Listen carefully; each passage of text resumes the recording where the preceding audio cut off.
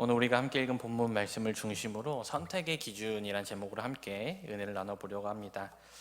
프랑스의 철학가이자 작가인 장폴 사르트르는 이렇게 인생을 정의하였습니다. 인생은 B와 D 사이의 C이다.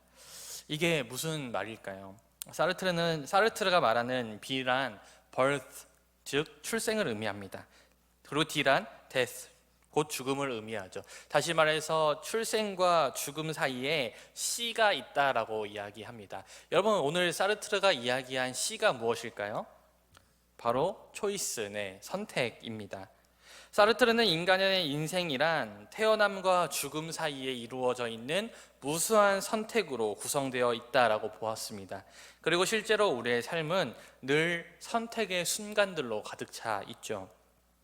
오늘 볼 영화, 저녁 식사 장소와 메뉴, 일상적인 것에서부터 대학의 전공, 직업과 직장, 배우자를 정하는 중대사, 그리고 대통령을 뽑는 정치적 결단까지 모두 우리의 선택에 달려 있습니다.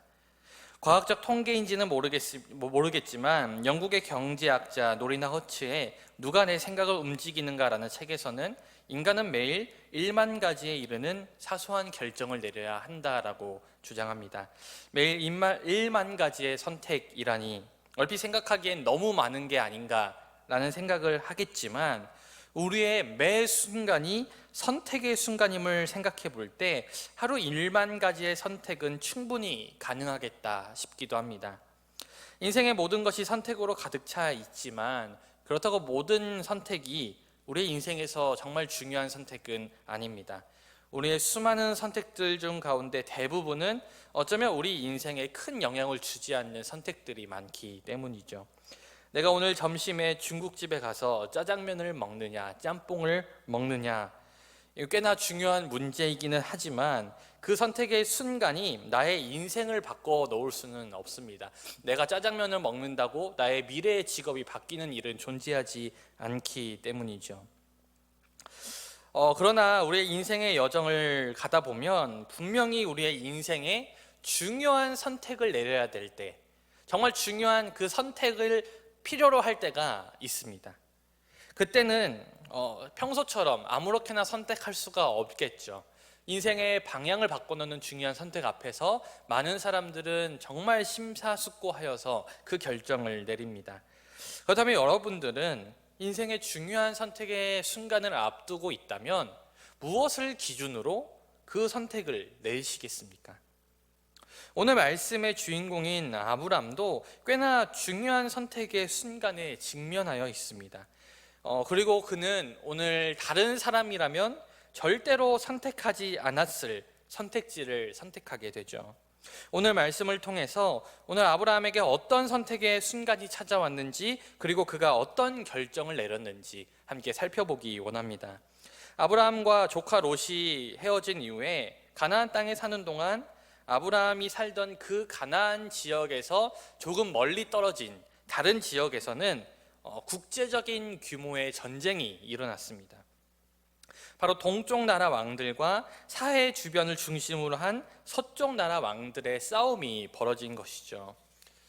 그들이 전쟁을 벌이게 된 연유는 이러하였습니다. 원래 서쪽 나라 연합군에 속해 있던 왕들은 12년 동안 동쪽 나라 연합군의 대표였던 엘람 왕 그돌라 오멜에게 조공을 바치던 왕들이었습니다. 그러나 이 동쪽 나라의 지나친 요구에 견디지 못해서였는지, 혹은 동쪽 나라가 약해졌거나 서쪽 나라가 강해져서인지는 모르겠지만 서쪽 나라 왕들이 그들에게 조공을 바친 지 13년이 되던 해 엘람 왕을 상대로 반란을 일으켰습니다. 이에 엘람 왕 그돌라오멜은 동쪽에 있던 다른 나라들의 왕들을 불렀고 연합군을 결성하여서 서쪽 나라 연합군을 대항합니다. 동쪽 나라 연합군은 엘람 왕 그돌라오멜을 중심으로 신할 왕 아므라벨, 엘라살 왕 아리오, 고임 왕 디달, 이렇게 4명의 왕으로 구성되어 있었고, 서쪽 나라 연합군은 소돔 왕 베라, 고모라 왕 비르사, 아드마 왕 시납, 스보임 왕 세메벨, 벨라 왕 소알 등 5명으로 구성이 되어 있었습니다. 그런데 막상 전쟁을 벌이자 동쪽 나라 연합군이 생각보다 강하였습니다. 서쪽 나라 연합군이 상대가 되지 않을 정도로 그들이 강했죠.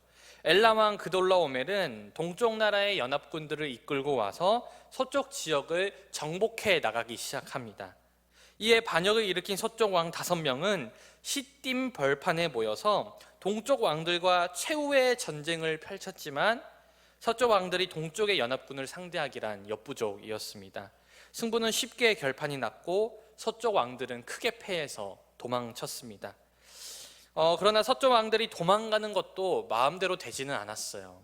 서쪽 왕들이 도망가다가 시딤 골짜기, 그들이 전투를 벌였던 그 골짜기 구석구석에 있는 역청 구덩이에 빠지기도 하였습니다. 서쪽 왕들을 상대로 대승을 거둔 동쪽 왕들은 소돔과 고모라에 들어가서 약탈을 하기 시작했습니다. 그리고 그들은 소돔과 고모라에서 재물과 먹을 것만 가져 나온 것이 아니라 주민들까지도 인질로 잡아갔어요. 그리고 그때 잡혀간 인질 중에는 지난주에 우리가 말씀 통해 살펴봤죠. 아브라함과 헤어져서 떠났던 아브라함의 조카 롯이 거기에 함께 있었습니다. 그런데 소돔에서 그 잡혀가던 사람들 중에서 한 사람이 기적적으로 탈출을 하게 되었습니다. 그리고 어떻게 알았는지는 모르겠지만 그가 아브라함에게 찾아가서 전쟁에 대해서 알려주면서 아브라함의 조카 롯이 포로로 붙잡혀갔다, 인질로 붙잡혀갔다라는 사실을 아브라함에게 알려주었습니다. 그리고 아브라함이 조카 롯의 소식을 들었을 때 아브라함은 선택의 순간에 직면하게 되었습니다. 바로 조카 롯을 위해서 지금 이 전쟁에 참여할 것인지 아니면 그냥 모른 척 할 것인지 그는 선택해야 했습니다. 그런데 아브라함에게 있어서 이 전쟁은 그가 참여해야 할 이유가 하나도 없었습니다. 처음부터 이 전쟁은요, 아브라함이 사는 지역과 아무런 상관이 없는 이웃 나라들의 전쟁이었기 때문에 아브라함의 입장에서는 동쪽의 연합군이 이기든지 서쪽의 연합군이 이기든지 이 전쟁의 결과는 자신에게는 아무런 의미가 없는, 아무런 영향도 미치지 못하는 그러한 전쟁이었습니다. 또한 조카 롯은 어떤 사람이었습니까? 조카 롯은요, 아브라함과 처음부터 함께한 가족이었죠. 그런데 결국에는 아브라함을 홀대하고 떠난 사람이었습니다. 지난주 우리가 말씀을 통해 살펴봤듯이 서로 각자 다른 땅으로 갈라지기로 하였을 때 그 결정적인 순간에 롯은 자신의 삼촌보다 먼저 좋은 땅을 선택하여서 떠나간, 소위 말해서 네 가지가 없는 그런 조카였어요. 게다가 서로 헤어진 그 시점부터는 이제 각자의 길을 가기로 하였으니 자신을 홀대한 채 떠나간 이 롯을 구할 의무가 더 이상 아브라함에게 있지 않았습니다. 무엇보다도 아브라함은 이 전쟁에 참여함으로써 얻을 수 있는 유익이 아무것도 없었어요. 아니, 오히려 이 전쟁은요, 아브라함의 입장에서는 끼어들어서는 안 되는 전쟁이었습니다. 성경은 아브라함에게 318명의 군대가 있었다라고 기록하고 있지만 아무리 훈련이 잘 된 개인의 군대라 할지라도 전쟁을 전문적으로 수행하는 왕들의 연합군들에게는 이 아브라함의 개인의 군대는요, 질적으로나 양적으로나 상당히 부족한 것이 현실이었습니다.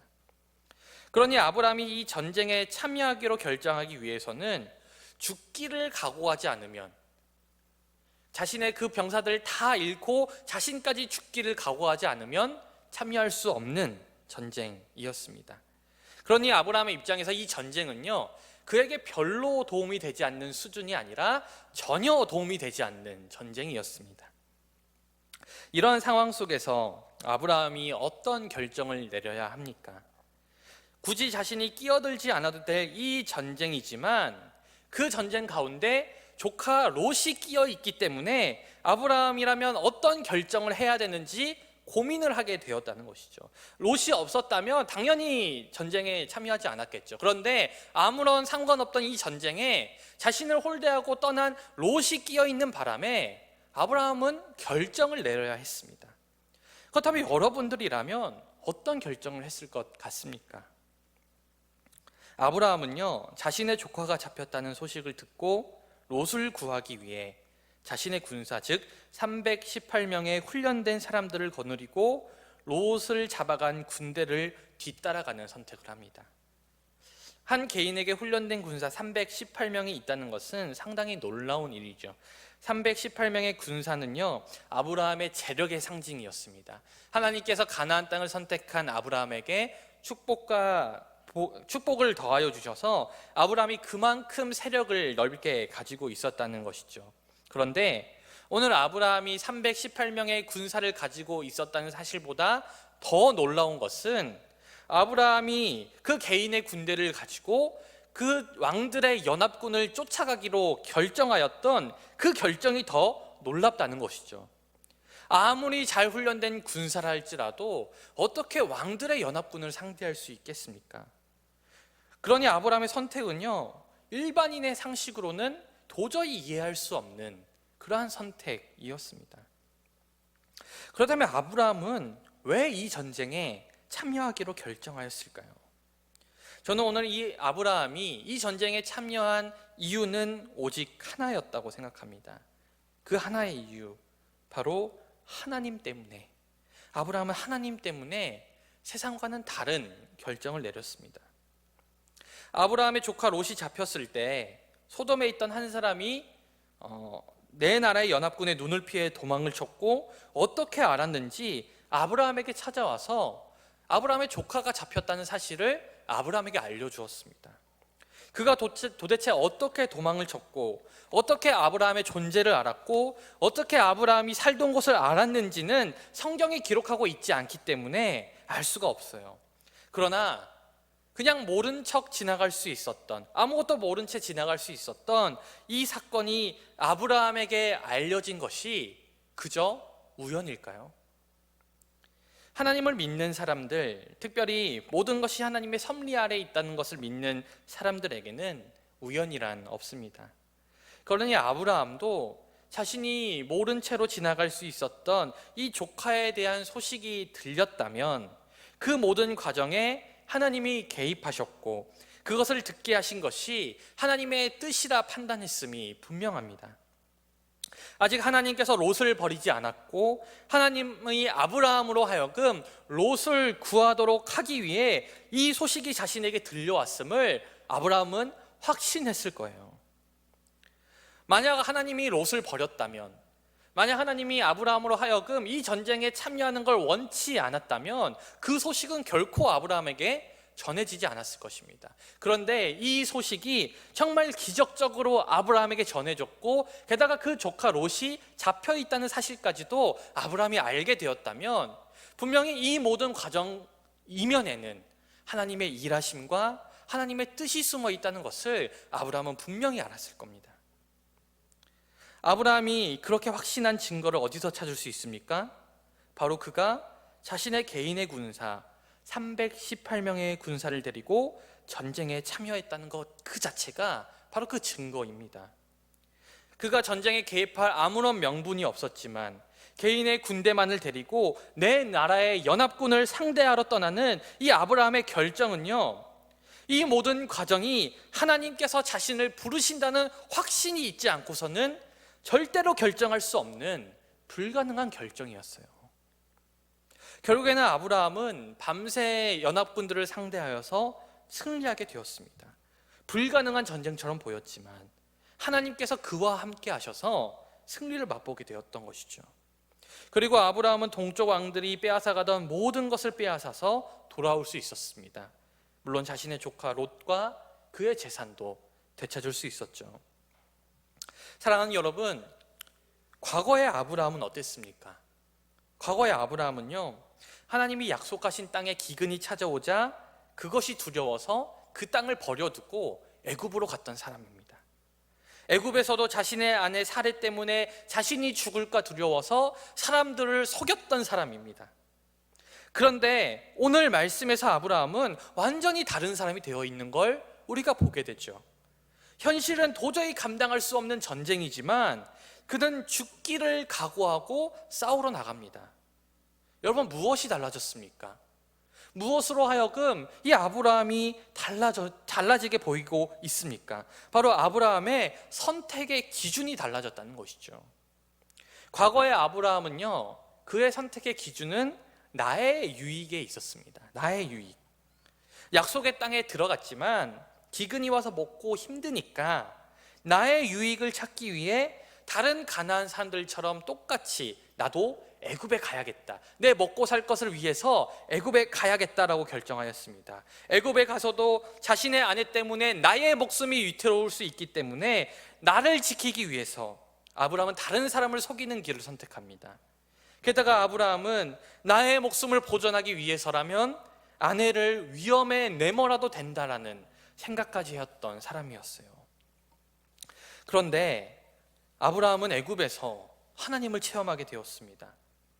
자신은 약속의 땅을 버리고 도망갔고 거짓말로 아내를 빼앗길 뻔하였고 결국에는 애굽 왕을 상대로 한 거짓말이 들통나서 자신조차 죽을 위기에 처해 있었지만 하나님께서는 그 약속의 땅도 아브라함의 아내도 아브라함의 목숨도 모두 지켜주셨습니다. 가나안 땅으로 돌아온 이후에는 자신의 조카 롯으로부터 비옥한 땅을 뺏겼지만 하나님께서 약속하신 그 땅에 머무는 것을 선택하였을 때 아브라함은 비옥한 땅을 향해 떠나간 롯보다 더 큰 축복을 경험하게 되었습니다. 아브라함은 이러한 경험들을 통해서 하나님을 체험하고 있는 거예요. 아브라함의 이러한 경험들을 통해서 하나님을 알아가고 있는 거예요. 하나님은 신실하신 분이다. 하나님 날 버리지 않는다. 하나님 말씀에 순종할 때 그때 진정한 복이 시작된다. 아브라함은 자신의 실패와 또한 가나안 땅을 선택한 자신의 선택을 통해서 그러한 하나님에 대해서 점차 배워가고 있는 과정 중에 있었습니다. 이러한 경험들 속에서 아브라함의 선택의 기준이 달라지고 있음을 우리가 오늘 보게 되는 것이죠. 아브라함에게 있어서 자기에게 얼마나 유익이 되는지, 나에게 얼마나 이득이 있는지 이것은 더 이상 중요한 선택의 기준이 아니게 되었어요. 애굽에서는 그랬죠. 애굽에 내려갈 때는 그랬습니다. 그러나 지금은 그렇지 않다는 겁니다. 세상 사람들이 어떻게 하는지 세상의 방법들도 아브라함에게 있어서는 선택의 기준이 아니었습니다. 바로 하나님이 무엇을 원하시는가? 무엇이 하나님께서 원하시는 결정인가? 이것이 그의 선택의 중요한 기준이 되었다는 것이죠. 그렇게 아브라함은 자신에게 아무런 유익도 없지만 심지어 목숨을 걸어야 할 만큼 위험한 선택이지만 그는 하나님께서 자신을 통해 롯을 구하기 원하신다는 판단이 들자 지체하지 아니하고 전쟁에 참여하게 됩니다. 사랑하는 여러분, 여러분들의 삶의 중요한 순간 앞에서 여러분들은 무엇을 기준으로 판단하십니까? 지금 이 시대의 대부분의 사람들의 판단 기준은 아까도 이야기했던 나의 유익입니다. 나에게 이득이 없다면 다른 사람을 위해 희생하고 헌신하는 사람들이 점차 사라지고 있는 그 시대가 바로 지금 우리가 살아가고 있는 시대이죠. 오히려 세상은요, 다른 사람을 위해 희생하는 사람들, 헌신하는 사람들 호구라고 부릅니다. 그래서 세상 사람들은 그것이 옳은 길이라 할지라도 나에게 유익이 있지 아니하면 그 길을 선택하지 않아요. 그러나 하나님의 사람들은 그 선택의 기준이 세상과는 달라야 합니다. 우리도 아브라함처럼 선택의 순간을 마주할 때가 있습니다. 특별히 우리의 이익과 하나님의 뜻이 상충할 때가 있어요. 그때 우리는 어떤 선택이 조금이나마 나에게 유익이 되는가, 그것을 바라보는 것이 아니라 어떤 선택이 성경에서 말하는 선택이며 어떤 선택이 하나님이 나에게 원하시는 선택인지를 먼저 생각해야 합니다. 물론 그런 선택을 하려면 오늘 아브라함처럼 때로는 아무런 유익이 없어 보이는 일에 우리가 헌신을 해야 할 때가 있어요. 그리고 그러한 선택 때문에 다른 사람들이 여러분들을 호구라고 부를 수도 있습니다. 그러나 저는 우리의 인생의 주인이 내가 아니라 바로 하나님이심을 믿는다면, 그리고 하나님께서 우리를 책임져 주신다는 사실을 우리가 정말로 믿는다면 우리는 선택의 순간 앞에서 나의 유익대로 판단하는 것이 아니라 바로 하나님의 뜻을 묻고 하나님의 뜻대로 성경의 방법대로 선택할 수 있을 것이라 믿습니다.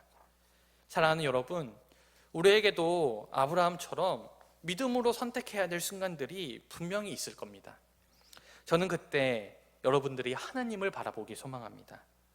이 세상보다 더 크신 하나님, 나를 끝까지 책임져 주시는 그 하나님을 바라볼 때 저는 분명 여러분들이 당장 눈앞에 보이는 이익들보다는 더 크신 하나님의 계획을 바라보며 믿음의 선택을 결단할 수 있을 것이라 확신합니다. 사랑하는 여러분, 주님께서 여러분들을 통해 큰 일을 이루시길 기대하십니까? 그렇다면 우리에게도 아브라함과 같은 선택의 순간이 찾아왔을 때 우리는 믿음의 선택을 해야 합니다. 하나님의 뜻이라면 나의 이익을 버리고 하나님을 위해 손해를 감수하는 믿음의 선택을 하지 못한다면 우리는 결코 그 믿음의 다음 단계로 나아갈 수가 없습니다. 그러니 사랑하는 여러분, 부디 믿음의 결단으로 하나님께서 우리에게 예비해 놓으신 그 놀라운 일들을 체험하시길 주님의 이름으로 간절히 축원드립니다.